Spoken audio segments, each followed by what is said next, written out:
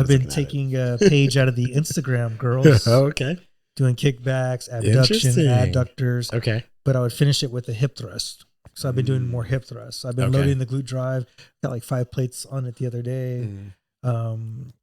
Because I am in a cut, so I can't do traditional barbell back squat, front squat. Those just take too much out of me. My deadlift, unless I have a whole high calorie day ahead of it. So I wonder also, looking at this, the squat hinge movement spectrum, as it's titled here, I wonder where a movement like the barbell hip thrust would land. Does it even land within somewhere inside of this squat and hinge movement? It would move towards the end of the hinge. Toward the end of the hinge. Because your knees are not really involved. It's all just true. Yeah. It's all just there. Yeah. It's funny that he left that one out.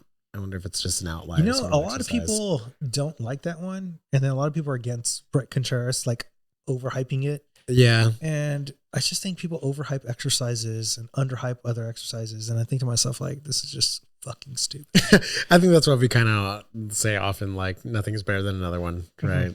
It doesn't, one exercise doesn't reign superior over another. They're just all sort of different. The hip thrust is absolutely ridiculous. Just deadlift. They've been doing the deadlift is ridiculous. It's not going to grow your glutes. That argument has been coming back, right? Yeah. I don't know. It's so silly. Honestly, I think the best way to build your glutes, if you're anybody, especially women, some sort of variation of squat, more of a low bar back squat than a high bar, because it puts more of a hinge.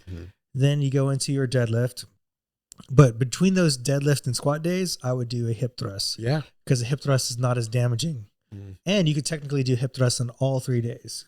Yeah, fair enough. Because the hip thrust is not damaging. But then use the little days in between to do your abduction, adductors, your kickbacks, those type of moves. I know adductors works the inner thighs.